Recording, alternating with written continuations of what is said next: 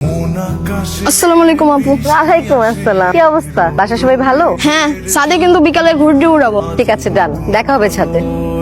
মাত্র 1 মাসেই এই কলোনির সবাই আমাদেরকে আপন করে নিয়েছে। আমার মনেই হয় না এখানে মাত্র 1 মাস হয়েছে এসেছি। উনি আমার বাবা আব্দুল করিম। এমনি আমার বাবা অসাধারণ, কিন্তু একটু খুঁতখুঁতে। কেন বললাম এক্ষুনি বুঝবেন। নুপুরের মা, তুমি মনে হয় চায়ের লিকারটা আর একটু কড়া করলে পারতে, চিনি আর একটু কম দেওয়া উচিত ছিল। যেটা দিছি সেটাই খাও। বাবা যতই খুঁতখুঁতে হোক, মায়ের সামনে ওনার খুঁতখুঁতেপনা চলে না। মাকে বাবা অনেক ভালোবাসেন। এই কলোনিতে আসার পর এই মেয়েটার সাথে আমার অনেক ভালো সম্পর্ক হয়েছে। আমি যেমন নুপুর, ও হলো পায়েল, মানে ওর নাম পায়েল। মেয়েটা দ্রুত মিশে যেতে পারে নাকি আমি দ্রুত মিশে যেতে পারি তা জানি না, অন্তত একটা বান্ধবী পেয়েছি। এটা বেশ কুল একটা ছেলে, শান্ত। ওকে, যেটা দেখলাম তুমি অবজার্ভ করতে থাকো।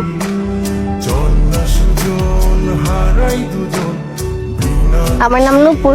তো আমি জিজ্ঞেস করছি আপনার নাম কি? না, আকবরের কথা বলতে আসাটা আমার একদম পছন্দ না। আমার একটা 7 বছরের রিলেশন আছে। আমার গার্লফ্রেন্ড আমাকে অনেক ভালোবাসে, আমি আমার গার্লফ্রেন্ডকে অনেক বেশি ভালোবাসি। ওর আমাকে নিয়ে কোনো প্রবলেম নাই, কিন্তু আমার ওকে নিয়ে প্রবলেম আছে। ও কোনো ছেলের সাথে কথা বলুক বা কোনো ছেলের সাথে হাসাহাসি করলে আমার জলে জলে জলে জলে জলে জলে জলে জলে জলে।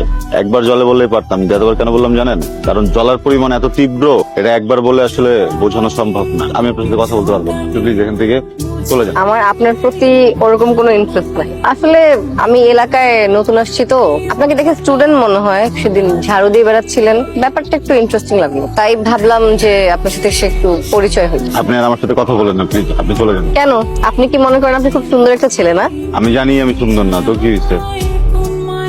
ছেলেটা ইন্টারেস্টিং। প্রিয় এলাকাবাসী, আমি আপনাদেরই সন্তান। আমি আপনাদের জন্য এই এলাকায় কি করি নাই? রাস্তা করেছি, লেক করেছি, পার্ক করেছি। আমাদের এলাকাতে ডেঙ্গুর সমস্যা ছিল না, আমি ডেঙ্গুর সমস্যার সমাধান করেছি না চাচা? আমি করছি না সমাধান? একবার ভোট দিয়েছেন, বিশ্বাস করেছেন, আমি অর্ধেক সমস্যার সমাধান করেছি। আপনারা আমাকে ভোট দিয়ে জয়যুক্ত করুন। আপনাকে মারছে কেন? আপনি কি কিছু করছেন? আমি তো বক্তৃতা দিচ্ছিলাম, পাগল ছাগল পৈত্রিকা আয় আমার মার শুরু করলো। উনি কি আপনার সাথে খারাপ কিছু করেছে? ওনার সাথে কি আপনার পূর্ব কোনো দ্বন্দ্ব ছিল? না, তাহলে ওনাকে মেরেছেন কেন? মাথা তার তো ছিঁড়ে গেছে, হঠাৎ করে মাইরে বসছি, সরি। এই মিয়া ফাইজলামি করো। পুলিশের সামনে কিভাবে কথা বলতে হয় ওইটা বুঝো না? এই মহিউদ্দিন সাহেব, ওনাকে থানা নিয়ে যান।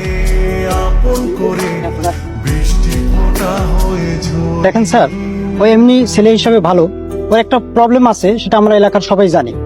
এমনি ও কোনো ক্রিমিনাল অ্যাক্টিভিটির সাথে জড়িত না। আসলে ওর একটা সমস্যা আছে, ও কোনো সিম্প্যাথি নিতে পারে না। এটা আমরা সবাই কনসিডার করি। দেখেন স্যার, ওকে না নিয়ে ওর এই বিষয়টা আমরা এইখানেই সমাধান করার চেষ্টা করি। দেখেন, এখানে তো আমাদের কিছু করার নাই। এটা ভদ্রলোক, মানে আপনাদের এলাকার কাউন্সিলরের ব্যাপার। ওনাকে মারতেছিল, আমরা এসে দেখি। এখন উনি যদি মানা না করে, আমাদের তো থানায় নিয়ে যেতে হবে। দেখো মেহেদি, তুমি তো আমাদের ছোট ভাই। এলাকার সবাই মিলেই তো আমরা তোমাকে কাউন্সিলর বানাইছি। তুমি এই বিষয়টা নিয়ে আর পুলিশের কাছে যেও না। আমরা এলাকার সবাই মিলে এটা সমাধান করি।